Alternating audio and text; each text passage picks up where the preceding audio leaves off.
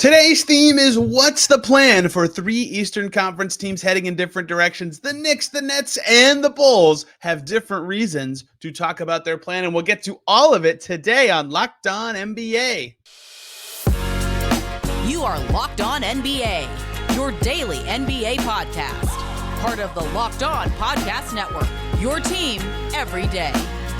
Happy Monday, everybody. Thanks for joining us here on Locked On NBA, where you can get the latest and greatest from around the association. And yes, you're not getting Jackson Gatlin today. I'm Tony East. I host Locked On Pacers, filling in for Jackson today. And we are talking about the league at large. Three Eastern Conference teams were playing. What's the plan? The Knicks. The plan is to be good. But what are they doing with the back of their roster and why they secretly might be setting up for a trade? The Nets, what is really the plan? They've got some good vets, and yet they're trying to stink. And the Bulls have LaVine and Lonzo and Vucevic, and they're trying to trade them and maybe not be very good, but also those guys are good. What's going on here? We're going to figure it out with the hosts from those shows. Haize from Locked On Bulls, Adam Armbrecht from Locked On Nets, and Gavin Shaw from Locked On Knicks will join us all to talk about it. Thanks for making us your first listen here on Locked On NBA today. Your second listen could be any one of our wonderful NBA channels. I would recommend Locked On Cavs to hear more about Jared Allen and his 3-year, $90+ million extension. And today's show brought to you by GameTime. Download the GameTime app, create an account,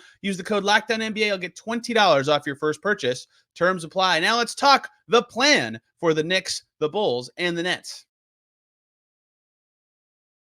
Listen up, it's time to talk about GameTime, an authorized ticket marketplace of Major League Baseball, which makes getting tickets faster and easier. Prices on the GameTime app actually go down the closer it gets to the first pitch with killer last-minute deals, all-in prices, views from your seat, and their lowest price guarantee. GameTime takes the guesswork out of buying MLB tickets. It's the best way to get tickets to whatever event you're going to. They have last-minute tickets, flash deals, and zone deals to whatever kind of event you're attending, sports, comedy, theater, whatever. I used GameTime to go watch the New York Liberty play the Dallas Wings at the Barclays Center in New York last summer. Fantastic experience. The view from your seat feature, loved it. It was spot on what the view from my little corner seat in the lower level is going to look like. I love that you could toggle the all-in pricing to see exactly what you're going to pay, so there's no surprise fees at checkout. And guess what? That was also spot on. The lowest price guarantee made me feel cozy that I was getting the best deal. Their ticket coverage was fantastic with their customer service policy. It is the best way to buy tickets. So take the guesswork out of buying MLB tickets with GameTime. Download the GameTime app, create an account, and use the code LOCKEDONNBA for $20 off your first purchase. Terms apply, but again, create an account and use the code LOCKEDONNBA for $20 off. Download GameTime today. Last minute tickets, lowest price guaranteed. The plan is obvious. The Bulls want to change directions. They got Josh Giddey in the door, and yet they can't really execute that plan just yet because Zach LaVine and Nikola Vucevic still on the roster. The Chicago Sun-Times reporting once again this week that the Bulls still trying to trade away Zach LaVine and Nikola Vucevic, and yet they can't, and no one knows this Bulls situation better than Haize from Locked On Bulls. And Haize, it's very confusing to think about the Bulls. They are trying to change directions, and they're a freaking giant mainliner ship in the ocean. It takes forever to actually turn that thing. They can't change the direction. How on earth are they going to trade these players? Are they just going to have to suck it up and deal with it into the season?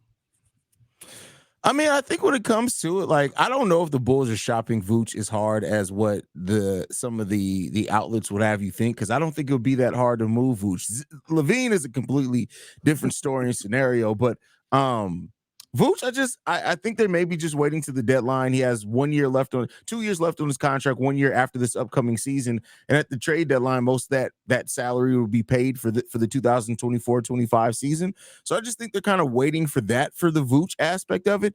The Zach LaVine drama, that's a whole different scenario. The question I would have with both of those players and the timing of it is clearly the Bulls want to give Giddey the keys this year, would like to not be very good of a basketball team this season. And yet, like, people have forgotten that Zach LaVine is nasty. Like, that dude was averaging 25 a game and played 77 games 2 seasons ago. Not that long ago. It was the All-Star both years before that. And I get that he has injury concerns, and I get that he has defense concerns. But if he's close to that guy, yeah, it ups his trade value, but the Bulls won't suck. They'll be good, or not good, but like good enough that they can't be this team that's trying to add through the draft. How do they marry those things up? How do they, get LaVine out there, up his value, let him be Zach LaVine, and still go down the path that they clearly are trying to go down now? Well, I don't know if it's as hard, mainly because the last time Zach LaVine was able to just be Zach LaVine without having another player just as good as him on the roster. I mean, the Bulls were winning 30 and 32 games consistently. So, like, and I don't knock Fair, like yes. yeah, and I think like Zach LaVine, it's not that LaVine is a bad player. Like if you from 2019 until this past season, and I'm not counting this past season only because he only played 24 games. There are only 9 players in the entire NBA that have scored more points than Zach Wow. LaVine from 2019 to 2023. And that's what like I think people like it's the contract, but I always describe it on Locked On Bulls as there's a Venn diagram, right? Like in that Venn diagram, it's like it's injury concerns, contract, and then does he actually contribute to winning? And all those things are overlapping perfectly right now to where teams don't want to bite on Zach LaVine, but a lot of it's narrative. Like there are some legitimate concerns about Zach. Make no mistake about it. But like I said, only 9 players in the NBA have scored more points than Zach LaVine from 2019 to 2023. On top of that, before the 2023-24 season, he played in 86% of the games. So when you hear people say like injury concerns, like it means generally available. He plays through a lot of injuries. He's generally available. And then the one thing that's not going to go away is that contract. So it's like Zach LaVine is not as bad as what the narratives will have you believe. He's not a number one. I'll go far as to say if Zach LaVine's your number 2, you're probably a 40-win to 50-win team. If he's your number 3, if you're good enough to where Zach LaVine is the 3rd best player on your team, you better be a championship contender. I agree with a lot of that. I think it's been ridiculous, kind of how he's talked about. Like, I get why teams would not be dying to trade a bunch of stuff for him, but like, the Bulls should not be giving up a pick or assets to get off of Zach LaVine. He's good, right? There's a reason that it's gotten to this point because it's kind of all, conflicting goals in terms of what teams sound like they're willing to offer and what the Bulls should be willing to do. And I'm with you. Like, he was. Like, you look at the raw numbers and people forget those 2 seasons were shortened. Like, he did play a lot of games over the last 5 years until last year. It's very interesting to see how that would shake out. Vooch is interesting to me because I am not a Vooch fan myself. But he also was, as recently as 2 years ago, like pretty good. I'm sure some team could squint and talk themselves into it. But again, if those guys play well enough that their value goes up, that's great. The Bulls can trade them for more. That probably means the Bulls win enough that they're better than those Wizards, Nets, Pistons grouping where they're trying to get into the Cooper Flag mix. So that kind of blending together is really fascinating to me. And I'm curious how they'll handle it because it's not like with some other teams, they can just be like, we won't play these vets as much. They have to kind of let those guys run out the rope a little bit. Yeah, I think, our GM, Mark Eversley's recently come out and said that they have no interest in tanking and they have young guys on this roster that are trying to develop. And if they end up making the play-in because those guys have developed, they're all for it. But I wouldn't be surprised if that's right now because nobody's going to come out and say they're tanking, right? Like, watch the Bulls at the trade deadline. Watch how many pieces they move off of that because I think depending on where they sit at that trade deadline, you're going to see maybe them start biting on some deals that look lopsided, but they're trying to keep that top 10 pick. It's top 10 protected to the San Antonio Spurs, so they got to have it in the top 10. You can tell me that you're trying to win. You can't tell me you're trying to win right after you trade Alex Caruso for Josh Giddey. I can see we saw that, and I like Josh Giddey too. Yeah, I like Josh Giddey for Australia.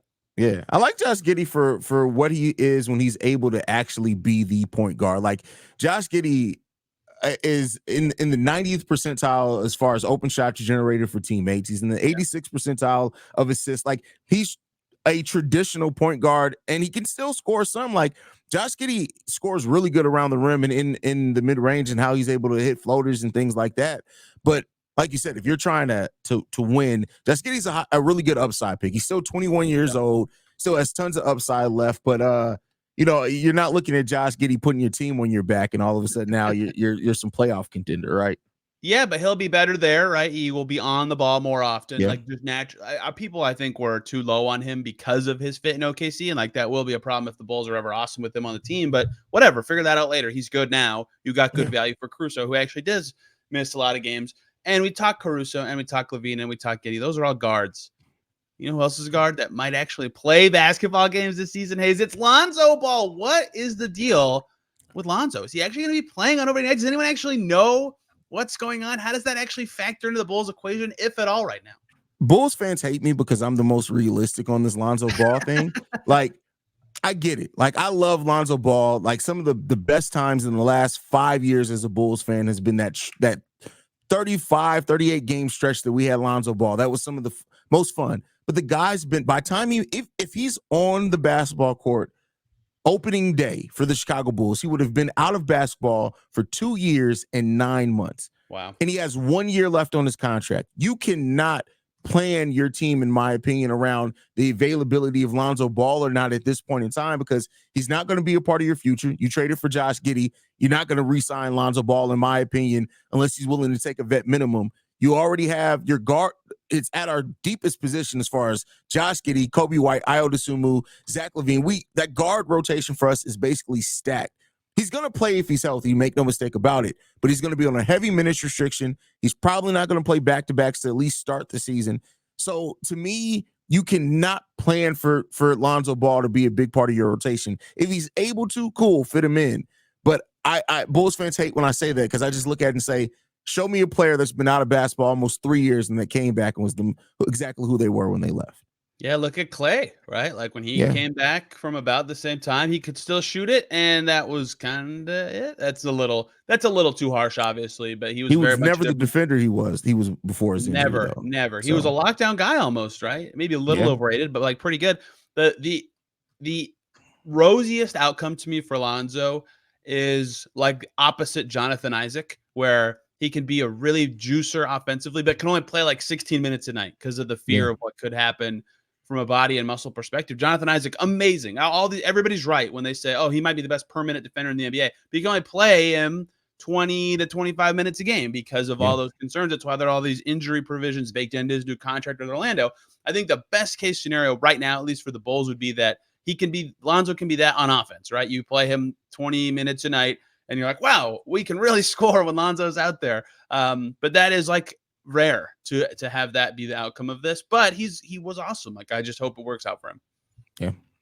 And what is the plan for the Bulls, who say they're trying to win, but doing moves that maybe suggest they're not, and they have these good players, but they also have a top 10 protected pick? Well, that is where Locked On Bulls can come in and help you out. What's coming up for you guys this week? So we're going to be talking a lot about the future of the Bulls, how this team looks to fit together, how our new coaching staff the Bulls kind of signaled their hand of what their future is, I think, with the coaches that they hired on Billy Donovan's staff. And that was literally a week after the season ended. And when you kind of look at the moves that have come after that, they've all kind of support that they're really trying to focus on development here in the next few years. They hired 2 assistant coaches that were both heads of player development in their respective teams, both teams that end up winning championships. So we're going to be breaking that down, looking at the future, looking how things could work out schematically and individually. As you know, we got 2 now, Kobe White and Josh Giddey. They both ranked in the top 30 point guards list. How's that going to work out with those 2 guys? So those are things that we're focusing on this week. Lonzo Ball, Zach LaVine, Nikola Vucevic, Chris Duarte. We didn't even get to that trade today. Duarte. Lots going on in Chicago, and Locked On Bulls with Haize and Pat, the designer, can break it all down for you here on the Locked On Podcast Network.